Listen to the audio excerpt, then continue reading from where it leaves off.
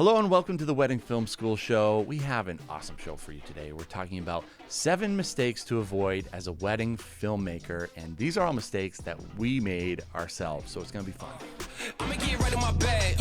Why you gonna try to get mad? Everybody wanna keep up. Don't you know I move too fast? I'ma zip right past. Drip all on my swag. All right, so welcome to the Wedding Film School Show. My name is Jared, and today we have an awesome show for you. Thank you for tuning in, and I'm joined today by my co-host, as usual, Mr. Jason McCutcheon. What's up, Jay? How you doing, buddy? We also got Bobby on. What's up, Bobby? Hey guys, how's it going?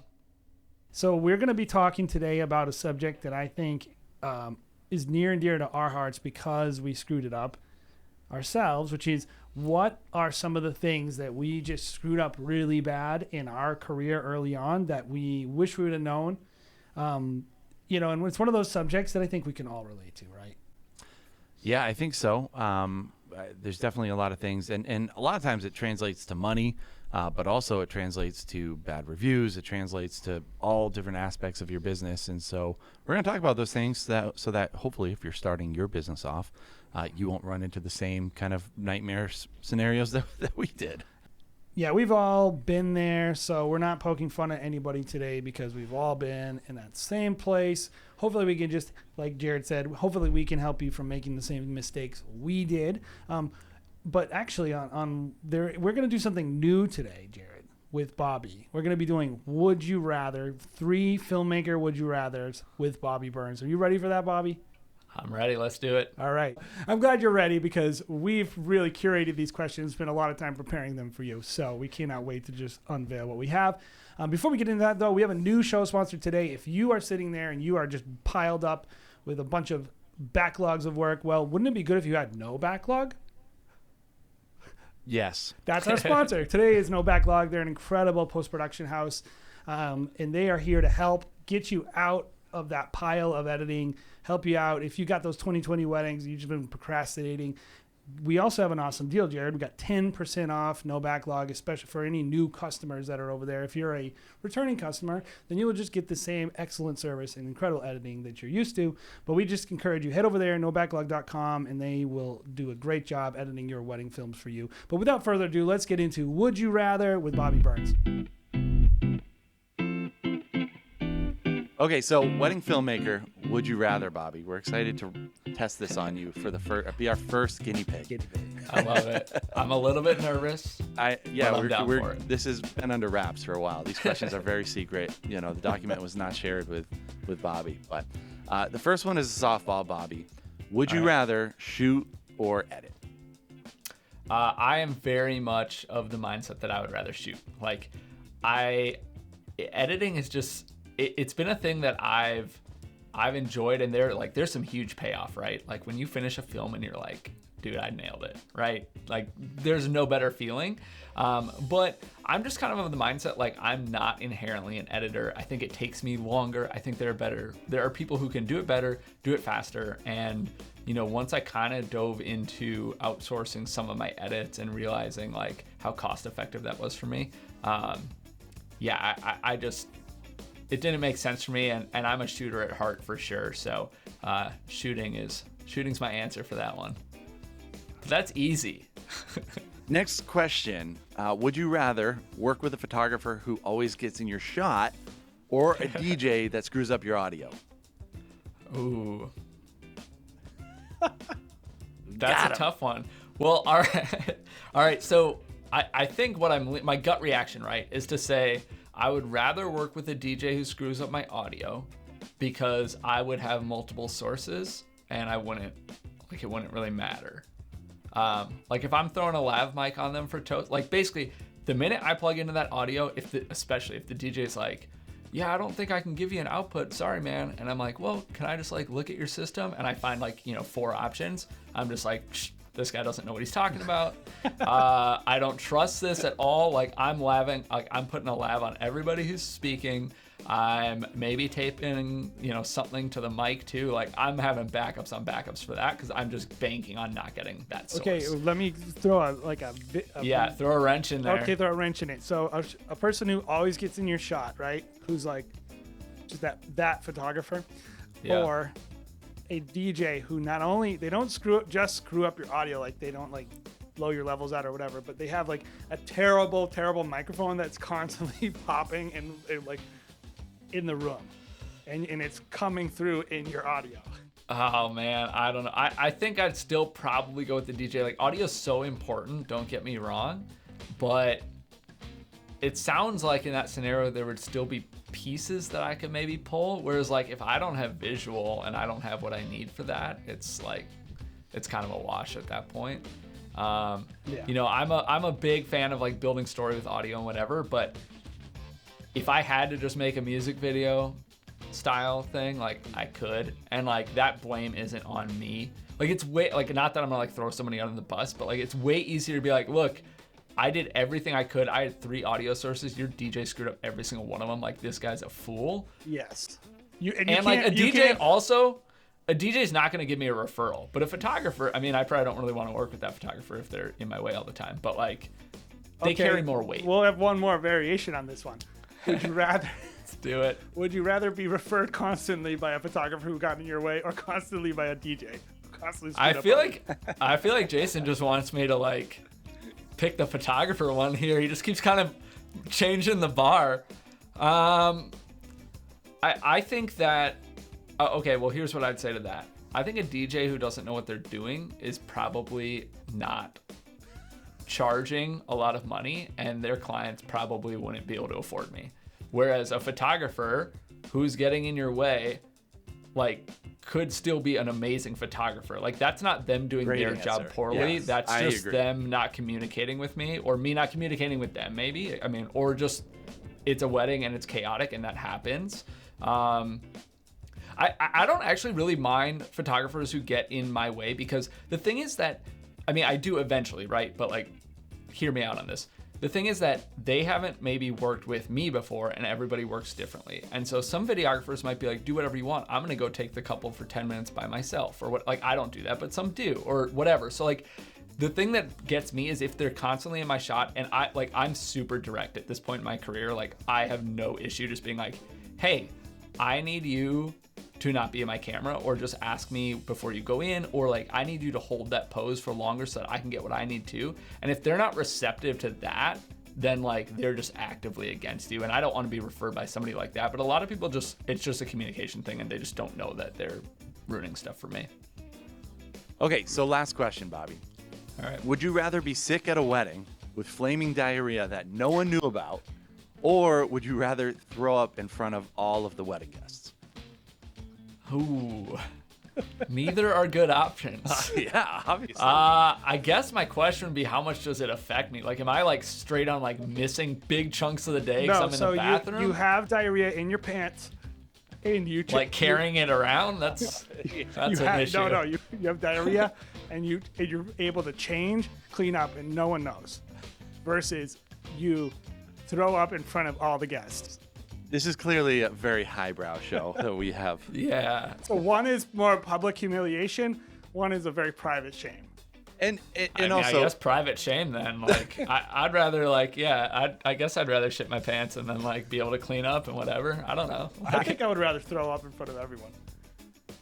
Depends what day or what time of the day. Like, is this a reception? They're like, dude, that videographer has been hitting the bar hard, and you're just like. Like, is that what we're talking about? Like, that could go way longer during than the ceremony. There's never a good time. The reason why, I mean, because this is a very real question. I feel like I've heard a lot of stories. I mean, we've had people that are sick on on our team or whatever. Like, this has happened. I mean, the reason I thought of this question is because Jay had a bloody nose at one of our weddings, and he came back at the end of the day, had blood on his shirt. Like.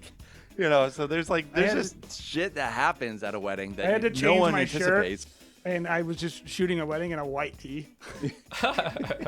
Okay, so that's crazy. So, okay, I was just talking about with somebody. I like randomly get these like bloody nose, like not often, but like every now and then I do, and it's like full on, you know what I mean? And so I've had this happen once at a wedding, thank God only once, in like 14 years, so knock on wood. I was literally reaching to like grab the dress, because I just asked the bride, I was like, do you mind if I take your dress like in the other room, whatever. Reaching and grab the dress, and then like I like just felt like, you know, like like I don't know, I was like, oh, I got like a little like snot dripping or whatever, and just went like that to like wipe it. And luckily I like looked at my hand and it was like a little like bloody spot, and I was like right there, and I was slowly backing away. I rushed to the bathroom, grabbed like a bunch of like toilet paper because that was all I could find. But they were like people like getting ready in there and stuff too. You know what I mean? Like it was like in an apartment. I like ran out of the apartment into the stairwell. I was just like in the stairwell for like 15 minutes, like bleeding all over this. I was like, God, I was like seconds away from like literally just destroying this dress. So I have a random story of something terrible. Maybe we'll use this, maybe we'll cut it out. But I remember I was shooting a wedding with these two photographers, and they were like trying to get the perfect ring shot. And they put this ring up on, like, we're on a long, in New England, there's a lot of like, every venue ever has a stupid boardwalk. And so literally like these people put it up on like the railway of this boardwalk, and they're like shooting, and I'm like, all right. So I'm just shooting this ring, and the ring goes, bing! It just falls off the boardwalk and down between the deck and onto the rocks over on the water of the ocean. Oh my gosh. Did they get it? Well, so yeah, I'm like, and the girls are like, did that just fall? And I was like, yeah.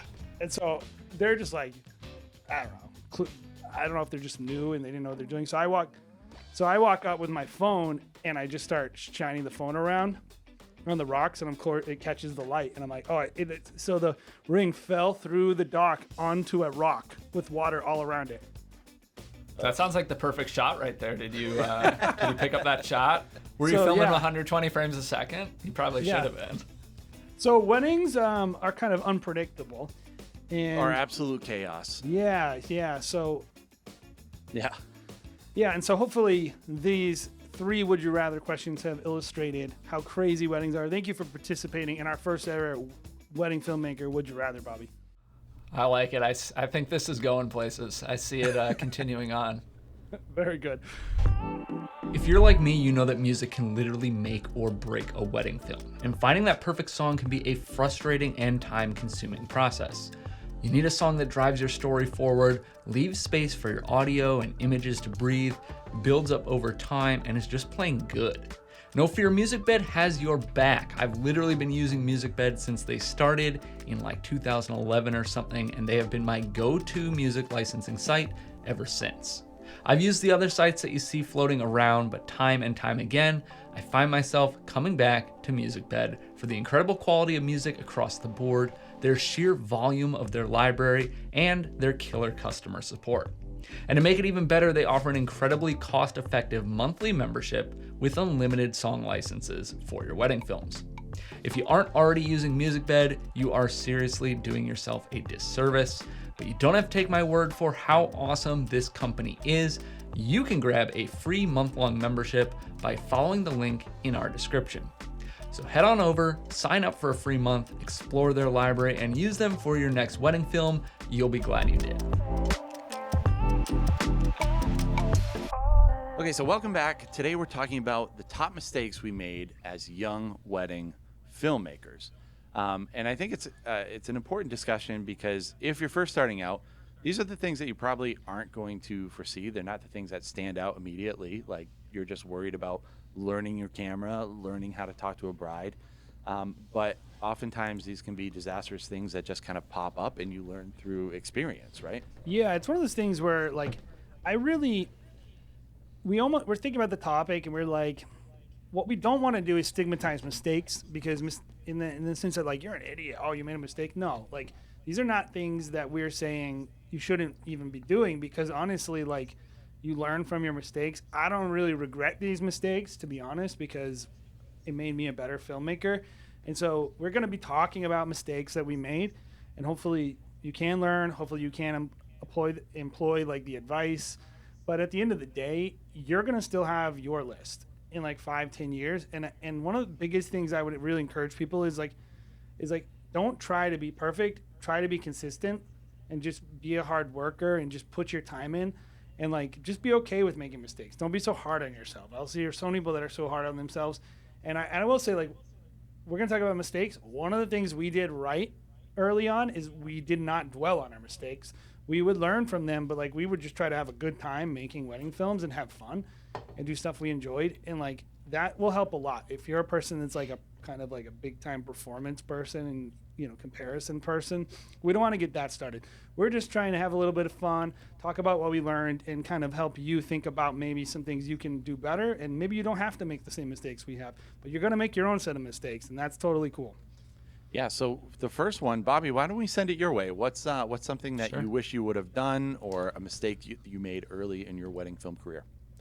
Yeah, I mean, there's a few that pop up to mind immediately. Like you said, though, like that list is it's maybe infinite. There's a lot of things that you do wrong, and that's okay. Like that's where your biggest growth comes from if you approach it right. Like mistakes are a good thing, even if they hurt in the moment.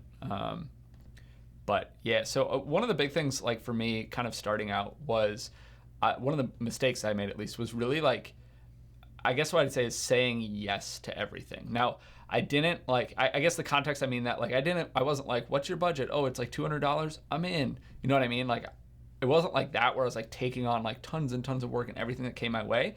But it was like any project that came my way that did fit the budget or whatever, like I was in. And it didn't matter if it was weddings, it didn't matter if it was the type of clients I liked or the work I wanted to do. It didn't matter if it was like just a completely different, you know, genre, completely different industry. Like I was in, and I was in because of the fear of like, what happens if I say no? And so I think one of the big like lessons that I've learned from that, and something that, you know, some people have had interactions with me where I've really pitched this idea of like the importance of being able to say no in this industry, whether that is on a project coming in that's like something that you don't want to do or don't know how to do or don't have the means to do, or even in the sense of like if a bride wants all these edits, like changes, and I'm just like, no, like I'm a business and like I feel for you, and like I'm 100% like make your client experience amazing, but there's also a limit to that. And so if you're saying yes to everything, chances are in some of those instances you're getting taken advantage of, and I think that it just stunts your growth as a filmmaker and as a business owner for sure. So Well, it can lead you down a path maybe you don't want to be on. And I think it's hard for me to say, you know, because we did a lot of that, right? And probably still I think do. it's pretty common. Like you want the portfolio stuff, right? You want to be like, hey, I did this wedding, I did this commercial project, even though I didn't like it, or even though I'm not passionate about it, or even though they didn't pay me about it, or I did like 7 rounds of revisions for free because I want to please my client or whatever. It's easy to get trapped in there. I would say, I normally don't say this, but because I normally think it's crap when most people complain about this, but I do think your time needs to have a dollar value on it. So not knowing what your hourly dollar value is on your time, I think plays into that, which is like a yes, here's how much it costs is different than yes, please don't give me a bad review. Yep, there's a middle ground. But when it's like fear-based, Yep. whether it's fear of bad reviews or fear of missing out on future projects or fear of will my business shut down because I didn't do this wedding, or like, I don't know. I don't think that helps you in the long run. So I agree. Jared, what about you? What's a big mistake that you made? So I think one of the very first things that came to my mind wasn't necessarily something I thought that we would have to do like first year, but it's definitely something as we were like, okay, this is something we definitely want to pursue, is I wish we would have hired a lawyer and an accountant in the first years of our wedding film career. Because we always were like, hey, we want to make this a real business. But I guess we didn't really know what they did. Like we know what they do as like, you know, what their careers are, but how they would actually be implemented in our business and how much money they could save us long term, right? So that's probably the first thing that came to my head. It was, I wish I would have gotten someone on my team. And now you're seeing it just played out with so many photographers and videographers, is they just have such bad contracts and maybe generic contracts that don't necessarily apply to them and their services. And then they have a bad plan when it comes to accounting. It's just they don't know how to save themselves the most money. So probably those two things right off the bat I thought of. I think that's a really, really very common mistake. I understand the mistake, but this is one mistake where I will tell people, like, quit being a baby about it and just do it the right way. Because I'm telling you, like, if you have like, if $1,000, $2,000 it costs you per year to work with good people, like, whatever you're doing with the money is not better. Whatever you're doing, like, if you're like, oh, that's my vacation money, don't go on vacation that year. Hire a lawyer and work with, like, at least like a part-time CPA, but like work with these people, because the value it brings to your business is pretty, like, coronavirus. We are proof positive. If we didn't have our contracts and we didn't have a strong relationship with a lawyer, we would be out hundreds of thousands of dollars. Yeah. It is a mistake that you do not want to make. And you can't, like, it's not a mistake where you're like, oh, I wish I would have rolled slow-mo, but I actually forgot and I shot 24. It's like, the client doesn't care, right? It's a mistake, but it doesn't hurt you. But I'm telling you, if your contract sucks, by the time you realize you made the mistake, that could be it for you and your business. Yep. So I think this is a big thing. People way underspend on it. And I think it leads me to what I was going to say, which is my mistake, which is I think one of the biggest mistakes I made early on is not spending enough money on data and storage and things like that. It's all like, when you're starting out, it's all about the sexy stuff, like lenses and cameras and sliders, and some really stupid things like buying dumb crap which you don't use. But oftentimes the last thing you want to spend your money on is storage. And like now, like, you know how I am about that now, as we've developed our business, and we've been putting, early on, we're like, oh crap, this hard drive broke, and you're like sticking it in the freezer and then trying to get it to start spinning again. For those that don't know, that was a trick. Trying to make your backup before the hard drive fails. All these idiotic things. We would be going to Best Buy like every week, and I'd be buying like the cheapest hard drive. And we would just have, we still have rooms full of cheap, crappy hard drives that we would just buy. Man, I wish we would have just early on made a decision to invest in our data infrastructure, creating like right now, I feel great about where we are. I want to be even better, but at the end of the day, like, most filmmakers do not spend enough money on storage. Wouldn't you guys agree? Yeah. Yeah, totally. Yeah, I think so. Totally. I think It's just boring.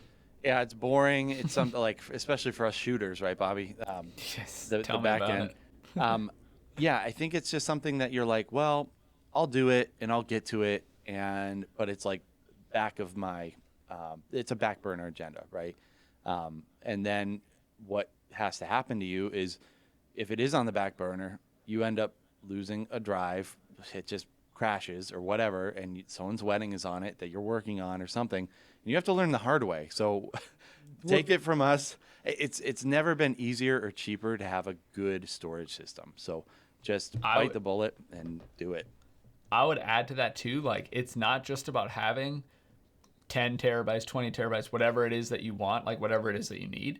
It's about also having a process and sticking to that process. Yeah. Like, when you get home, or in the morning, or whatever your process is, you follow that process, you offload onto one drive, that drive gets copied to another, that goes up in the cloud. Like, I've done a video on my process. Everybody is different, but that process is huge, and that's how things don't get lost. Yeah, I think that's the biggest thing is, like, first of all, you got to invest in the infrastructure. And then I think once you do that, then of course it's about discipline. And I think this is one of the biggest, I cannot tell you how many times that I think it's directly related, right? Because, I don't have enough space, so I'm going to I got to delete this, and then I can offload my footage from the weekend, and like all the things that people do. And then twice, 3, 4 times a week, somebody's saying, has anyone ever found a way to recover files on something? Well, and the irony is that the people doing that, where it's like, I didn't bring enough cards to shoot, my cards corrupted, I never offloaded them, or my hard drive is going down.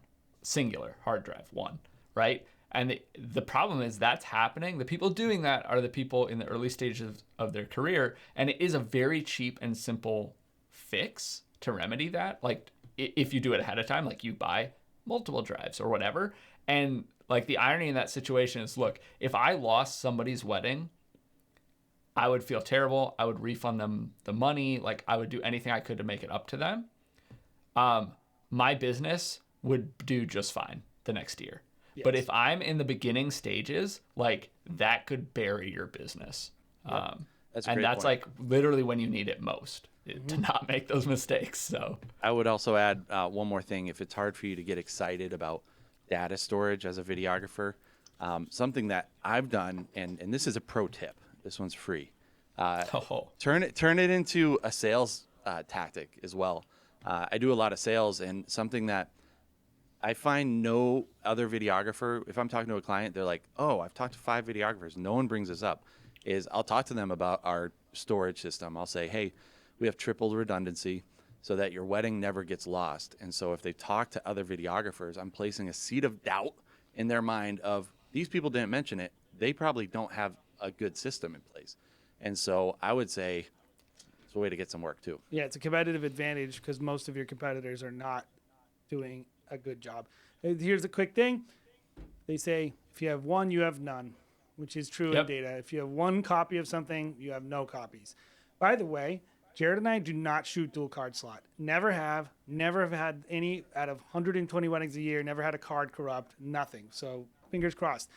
Good thing we have a wood table that we're knocking on. But so like I think most of the time the data corruption is happening in the handoff.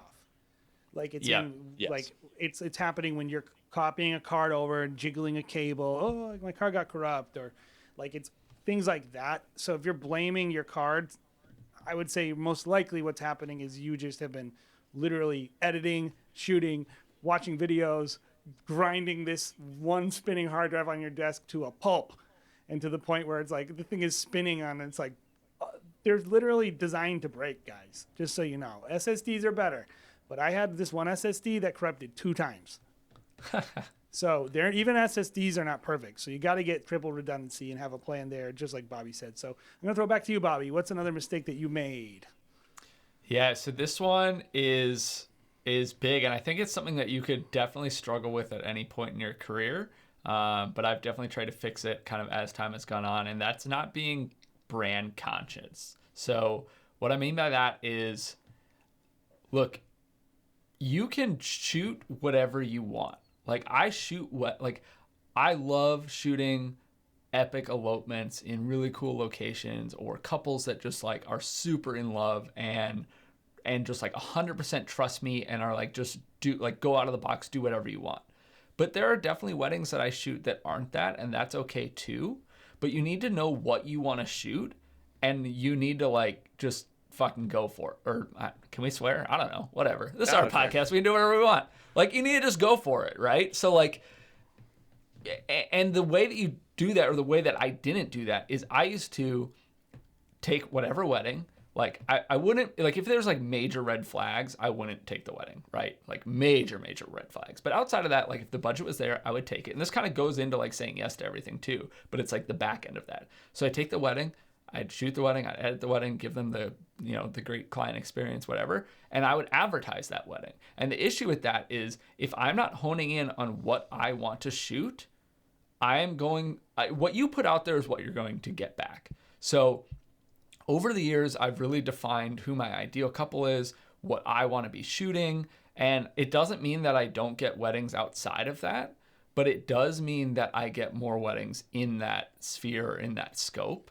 Yep. And so, a big one for me, and I think a good way to do that, or to fix that or whatever, is putting out the weddings that you like. You're like, dude, this wedding, this is what I want. I want a whole year of these weddings. Yep. And so, it's okay to not advertise a wedding that you did because the couple wasn't really into it, or, you were kind of more just like a vendor. You didn't get that personal connection. It's also okay to not take those weddings at a certain point in your career. But even then, you're never going to know all the time what you can do. Yeah, sometimes I've had some weddings that I'm like super amped for, right? I'm like, oh my gosh, like the couple's so cool, like it's going to be awesome. And then you get there and like for one reason or another, it might just be the stars aligning wrong, right? Like it could be anything. And you're just like, I left this and like, it's still going to be a film and they're still going to love it, but it's not like a portfolio piece for me. And it's not something that I want to like put out there. Yeah. And we're first of all, knowing the amount of filmmakers we all know, we know for a fact that these people shoot weddings that they would not want you to see But it's the concept of like you show what you want to grow. And so like if say you're like, you hate barn weddings, you don't want to do barn weddings, you only want to do adventure elopements, you're going to put those up there. But like we have a good relationship with Binge Heish, who's one of the premier adventure elopement I kind of invented the genre really of adventure elopement photography. I have a wedding with him next year, and then we shot with him last year, and neither of them are adventure elopements. And it's okay. He's not going to put them on his Instagram. That's the difference. And I think the mistake is like you got to communicate to the audience you want in a way that they understand.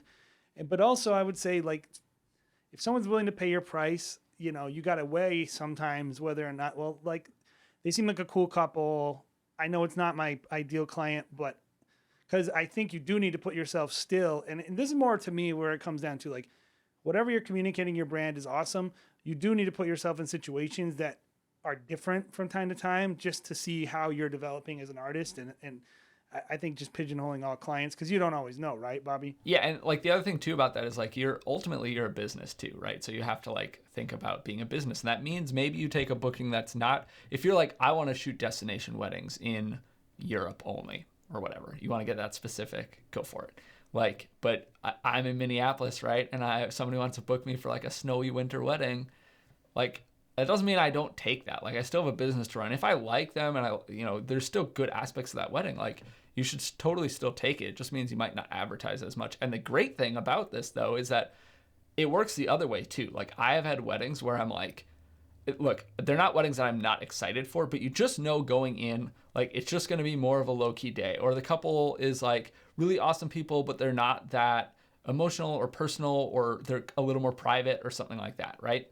But sometimes it works the other way where you turn out like you leave and you're like, oh my God, that was like an amazing wedding. And this is going to be an awesome film. And, or this happened or XYZ happened. And like, you're not like locked in to like, if you're just like, I want to only put out destination weddings, that's really what I want. If you have like a killer film that's at like, some country club or whatever, if that's like not your brand, you can still put it out there. Like you can decide after the fact and be like, well, this was killer and this is so emotional and people are going to latch onto this and this is a good film, so I'm putting it out there. Can I ask you a question, a little bit devil's advocate when it comes to this topic? Part of the problem, because I remember this, Jared, when we started out, you're just grasping at anything. Like if you have 5 weddings, you have to put all of them out in some way. Like if you've only shot 5 weddings. So how would you say navigate, like, do you think people just from the beginning can do this, should do this, or do you think it's more about like making it the goal to get there and get to the place where you can curate your brand a little better? Yeah. So I think in the beginning you need to be thinking about what you want, but the thing is you can't curate your brand that early because you need to put that work out there. It's in your portfolio. And the other thing, like the other side of that is you can't curate your brand because you haven't experienced enough. Yeah. Like you haven't done a barn wedding, a country club wedding, a destination wedding, a wedding that's, at some like national park. Like you just haven't done enough to be like, oh my gosh, this is what I want. So you need to experience that, and you need to experience couples that are super emotional and like you're like their best friend, and you need to experience couples who like you're just a vendor to them. And like none of those are wrong. The type of wedding, like there's like maybe less pressure in one of those, more pressure, whatever. Like there's pros and cons to everything. And then I think like a couple years in, when maybe even 2 years. I mean, it always depends, right? You could know it's probably a certain amount of weddings. I would say if you can get after about 30 weddings, you I was pretty much actually know gonna what say 32. is going on. I think you have a good eye then for what you Something that I think your brand needs at the very beginning too is money, right? So it's like sometimes you just have to put your head down and be like, hey, I'm going to get experience out of this, but I'm also going to just try to make money, because if I get money, then maybe I can afford going up to Yosemite and taking a couple that I want, so it's just like there's balance. There's like thinking about your brand when it comes to like the clientele you work with. And I think this is a really good topic, Bobby, and just hearing you guys talk about it. At first I was like, we have kind of a bigger scalable model, and like, some people might be like, oh, you guys accept anyone that you want, which I don't think is the case, but that's probably a discussion for another time. But I think what you're saying, like, it can be the thing that contributes to burnout for a lot of like newer wedding filmmakers, where it's like the worst case scenario for you is you're not making a lot of money doing the work that you don't want to be doing, and then you're also not doing the kind of work that you want to be doing at all. You're still doing like, or that you can do well. or that, yeah, sure.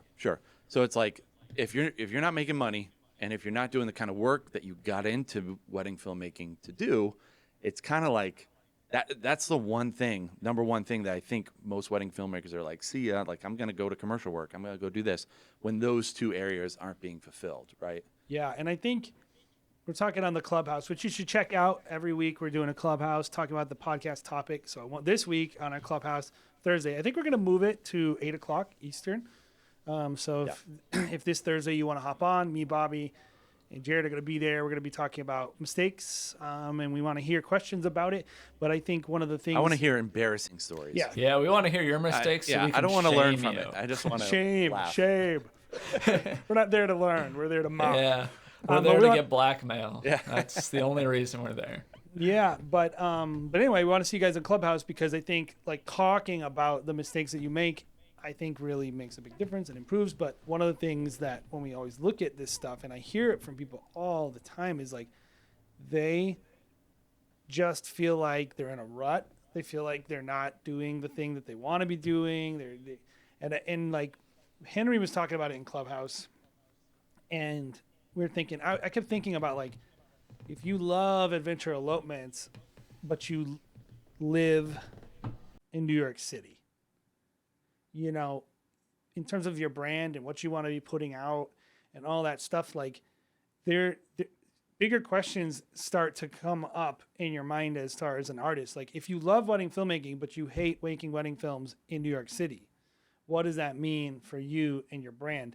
And like, I could just tell you, like, suck it up, you know, go look at, you know, Sharon, look at Fjord Films, make wedding films that lean into the urban environment. And that's one thing you could do to curate your brand, is like actually take a step back, realize the wedding films that you actually can get, realize that you don't want to move away from your mom, and try to figure out a way to make wedding films in your area that you're satisfied with.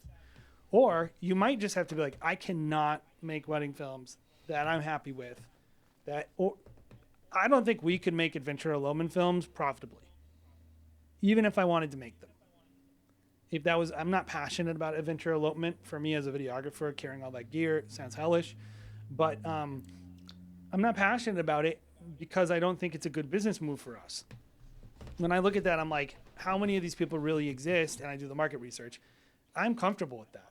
That doesn't make me dissatisfied as a brand operator, as an artist, to look and go, I want to make the wedding films that can make customers happy. And our customers in New England are doctors and lawyers. They're mostly reserved people. They want to hang out with their fancy friends, show off. We're not the most important part of the day. That's our typical couple. They're sweet, amazing people. They love us. I wouldn't say we have intimate relationships. And at the end of the day, they love their wedding film and the role that you played. Yes, the day. They're totally satisfied. And like, that's how I came to that conclusion. Like, I want to make customers happy and I want to make money. That was it. Like, for us, like, that's where we arrived at. But if we decided, we want to make, say I was like, I want to make customers happy and I want to make money, we couldn't do that making adventure elopements in New England. Yep. It's not, we have, the weather's too crazy, all these things. And this is a very, very big topic, Bobby. I'm glad you brought it up, because it's hopefully going to spur some future conversations, which is like, how do you curate your brand? How do you communicate? How do you get the clients that you want? And how far should you even take this? Because I think a lot of people, they become paralyzed by this concept because they're obsessed with doing nothing boring. And I think a lot of people, they get into their wedding filmmaking careers and they're like, oh, I'm in a rut. I'm like, yeah, you're running a successful business. That's all it is. Like, you have patterns and routines. That's what life is. You're going to hate marriage. Like, it's like, that's life. Anything that you do that you start getting good at. Somebody really smart told me, if you're getting bored, you're getting good. Yeah. And it's like, and so it's one of those things where, like, this topic of chasing the dragon of ideal client, brand identity, all these things, there's a massively important part, which is doing the work that you feel you can do well, that and getting the clients you feel you can make the most happy. But there's another side to it, which is a really negative side, which is obsessively being dissatisfied with the clients you do have. Yeah, I mean, I think that it goes back to being a business too, and you have to actually one of my other like mistakes, right, is kind of that like business / enjoyment or work-life balance, I guess, kind of was what it can go to. Yep. But yeah, I mean, yeah, I think, like you said, if you're getting bored, you're getting good. I think that is something that we all experience. We've talked about it a little bit with Henry too, in kind of the more gear talk, in how to spark some creativity, and sometimes switching that up or limiting yourself can be really helpful. There's tons of ways to do that, but yeah, it can be really tough to be in that position because you don't really know what to do, and it can be paralyzing for sure. That's a great way to put it. I was going to talk about just the classic mistake that I think everyone in the whole world makes, but I made it and you made it and probably Bobby made it, which is like taking way too dang long shooting pictures of stupid flowers on tables. Like just like taking like 3 hours to do this lay flat and like all these detail shots and like just being too obsessed with that shot, the ring shots. Like I'll see all these guys, they'll deliver these films and they're like, look at my film. And they'll like show off this ring shot they did with smoke and spinning and all this stuff. And then I'll watch the rest of the film and I'm like, that one shot was kind of cool, but the rest of your film was garbage, man. And like, so, and it really comes down to like, I definitely, when I was first starting out, the focus was not on the subjects, which is the people and the environment. The focus is on like cool gimmicky shots and details. I don't know why. For me, that was a mistake I made. Yeah, I think it's just like we're videographers, so we want complete control over the environment. So it's like, in order for me to feel satisfied, I have to get the smoke ring shot, and I think that's where most of us lean towards. Yeah. It's definitely something, time management, that goes into time management, right? It's talking about like, how am I spending my time on the wedding day? Now, as a pro, I know that, hey, you know what? I'm not going to shoot more of this because I'm not going to use it in post. Yeah. If I get more shots, I need two shots. Like when we first started, we shot a lot of the bride getting ready before hair and makeup were done. So she looks like she does before hair and makeup is done. And she's not going to want to see herself without, her makeup on. And so Isn't that a funny, weird thing about wedding filmmaking, that like a woman would never leave the house without her makeup on, but then on the most important wedding films you ever you show like 2 minutes of her with no makeup on. Yeah, and we especially as guys, we're kind of just dense when it comes to that. Like we'll just be like filming instead of being like, going to get shots of rings and smoke. And no, you fill that time with the things that are important. So are there other things that are happening that can contribute to the film at the same time? And just like nowadays, I'm like, I don't need to shoot any more of this. And I'll just talk to the mother of the bride, because sometimes that's more important, is gaining the mother of the bride's, trust throughout the day. And they're just going to do whatever you want. Learning that, I mean, that's not necessarily a mistake, but it's knowing the nuance of like time management throughout the wedding day, I think is critical. Yeah. And also the editing side too, which is you're just like, I think you need to shoot a bunch of films to know what you want to include. And like, if you're the guy who says a spinning fire ring shot and all your clients ask for that, then, what do I know? But like my opinion is probably like, if you were cool to work with and like, of course, focusing on people, that probably will be better. And I know for me, like that was a mistake I made early on, is just shooting the wrong stuff too long and not focusing on people and relationships. I like it. I think there's some tangents on that too. You kind of talked about editing, where like, I know one of the big things that I always recommend to people, and one of the things kind of as time goes on that I've really done, is really cut down on the amount of shooting, right? Like I don't know what I leave with, right? I leave a wedding with like 80 to 100 gigs, and that's with 3 or 4 cameras. I'm shooting 4K a lot of the day. Like I shoot, like I've cut all the fat out of what I'm shooting because I know what I'm going to use and what I'm not going to use. And so I think that, like, back to that time management, because that hits you in the editing. It's like a photographer, like if they take, I don't know, 2,500 photos and 2,400 of them are like awesome, or, you know, you can get the same result by shooting 25,000 photos and just like firing off your shutter nonstop, but like it's so much more work for you. Time is money. So, yep, That's it. yep, for sure. The last one that I had was, and I think it ties in a little bit to what Bobby was saying, like the professional work-life kind of balance, was early on, we didn't invest in a good CRM platform. So right now we use HoneyBook, which has drastically changed my life in just managing couples quickly, efficiently, giving better customer service. Beforehand, when we first started off, I was just putting things in a Google document. Like nowadays, every once in a while, I'll have to go back and look at like, oh, who is this couple from like 2013? Now they're asking for like us to resend them footage or whatever. Oh man, Like you're gonna get me on a whole tangent. so now I go back and I'm like, oh my gosh, these documents are so terrible. Like, how can I even keep track of like anything? How did anyone know? ever run a business like this? How are we still in existence? How did we not get sued? How did we not like all these things? Did these people even pay us? Like, how did I even keep track of these things? Yeah. And I would say nowadays, and really, the main thing again, we were just talking about it. Time is money. Spending less time on the boring stuff that really a computer can do for you, and a system, and just buying into a system like a HoneyBook, like a 17 Hats or Dubsado, whatever it is that works for you, I think is critical to achieving kind of like a work-life balance. So finding a good CRM. Yeah. It's Go ahead, not Bobby. just, yeah, it's not just time as money. It's literally like time is like your most valuable asset. So it's not even about being more profitable, which I think it definitely makes you more profitable. Like it's so easy. We use Dubsado. It's so easy to take payments and get contracts and have people leave like tips or gratuities, or like it's way easier to make money with that thing. But it goes beyond that, where it's like, look, I don't like sending emails. Yeah. Most people don't.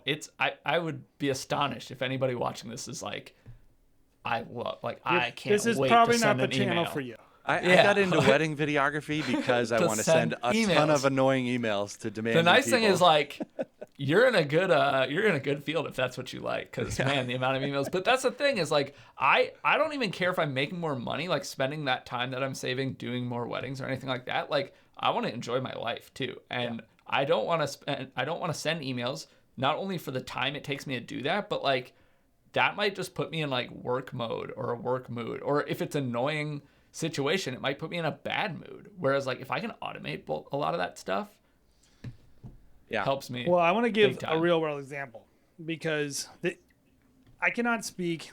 One of the things I do apart from this is we do like marketing API, like integrations for companies, nerd tech stuff. So it's like one of the things I enjoy is systems and automations. And one of the things I'm always pressing Jared on is like get our emails automated, get things on. Like we have the human side of our business, which is very important. But like think of it this way. In May, on the first day of May, I have 2 payments due. I have 2 weddings. Sunday, then the next day of May, I have 2 weddings. Tuesday, the 4th of May, I have 3 payments due. Wednesday, I have 1 payment due. Friday, I have a wedding. Saturday, I have 1 wedding that's tentative. We need to reach out to that person. 11th of May, payment. Wednesday, I have 4 payments due. Like, I say all that to say, if that wasn't in my CRM, I would have to do all that. Yeah. I would have to send all those emails and all those reminders and all that stuff. And like, this is just money that's going to just appear in my bank account. Yep. Because that payment's going to go reminding them. We can break up the payment for them. We can do all this stuff. And like but it becomes real world tangible benefit to you as a business person. Most of you suck at remembering to be, you're disciplined at like a lot of things in your life. You probably are totally undisciplined at the business side. And man, I know it's not sexy, but like if you can really stick with us on this channel, I'm telling you, this is one of the things you're going to get better at. Because I think at the end of the day, for me and Jared and Bobby, like we are successful not because we're the best wedding filmmakers. We are successful because we understand how to run a business and also enjoy being creative at the same time. And I'm telling you, one of the ways to free yourself up is just automate stuff. Don't spend time doing the things you hate, but they still got to get done. most like creative fields, not even just filmmakers, that I like, because like we're pretty plugged in with photographers and like planners and stuff like that too. Most creatives that I see, which is a large amount, who fail in their business and close up and go on to something else, are not failing because they're making bad films or bad photos or giving a bad client experience. They're failing because they can't run a business or because they burn out and they hate what they're doing. Yep. Like, Yep. Great point. And most of them vast don't majority. say I hate what I'm doing because they hate doing what they're doing. They hate doing this crap. They hate doing the stuff that they could find a way to not do. Totally.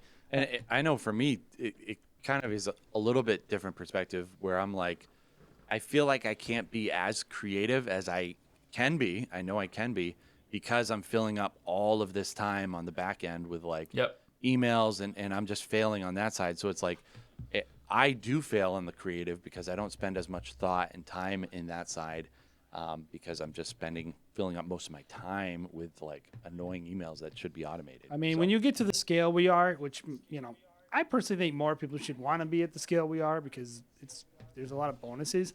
But the negative is every year you have to reanalyze your systems. Mm-hmm. Every year you have to redo it. Every year you have to say, where are the failure points? Why are we missing this? And like you spend a lot of your time talking about storage, billing, and email. Like we usually spend a month to 2 months a year re-auditing our processes on that kind of stuff. So I would say the last mistake that I made, no, not the last. I mean, many more. The last mistake I will tell everyone here about. But if you want to hear more, join us on Clubhouse. We'll have to talk about more mistakes. But the last mistake I'll mention in this particular episode is just not looking at my footage enough. You know, especially when you're in a team like ours, it can be easy to just take the best shot and move on. Typically, it's going to be yours. And, you know, that is just a big thing. I can't impress enough upon you is like, I don't think anyone should be outsourcing a single freaking thing for the first year to 2 years of shooting wedding films. 100%. Not because outsourcing isn't awesome or because we don't love our advertising partners because they're great. And if you really had to, if there's a difference between being late and delivering a wedding film, you should outsource it. But I think if you can edit all your own work and look at all your own work, that will be the fastest way to get better as a shooter. Well, you become a much, much better shooter, not only in the shots that you take, the composition, the lighting, the movement, all that, but also in the amount that you shoot or lack of amount that you shoot, ideally, right? In cutting down how much you shoot. The biggest steps that you're going to take on that path, the biggest leaps, whatever, is going to be from editing that work and seeing where you're screwing up, where you needed another type of shot, where you didn't need 40 shots of lipstick going on, whatever, right? Like that is how you make big sweeping changes. Perfect. So awesome, guys. Well, if you've enjoyed this podcast and YouTube video, feel free to check out some of the work we've done in the past. Some of the guests we've had on recently are just amazing. We have some awesome guests coming up in the next couple weeks as well. Who's on next? Who are we interviewing next week? So we're interviewing Andrew with Bottle Brush I Film. think Grace is going to be there too. Oh, Grace is going to be there. I think so. That's awesome. I'm excited about it. Awesome filmmakers from Australia. They are always in the top wedding filmmaker conversation, WPPI, and just all around really cool dudes. They have an awesome workshop down in Australia, so everyone from Australia probably already knows about them. But if you don't, make sure you're tuning in next week as well. You can also find us on Facebook. We have a very active Facebook group as well that we would invite you guys to join along. Check out. We want to hear what your thoughts are, what your questions are, and just contribute to discussion in general.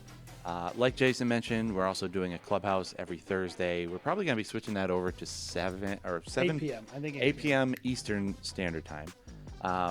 And that's just a better time. Most people are on at that point. So excited about that. We're going to be doing that this week at 8 p.m. Eastern Standard Time.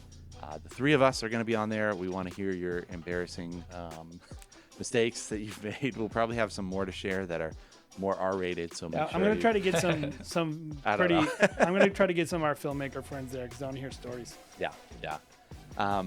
So yeah, that should be fun. As usual, if you enjoyed this video, make sure you give us a thumbs up.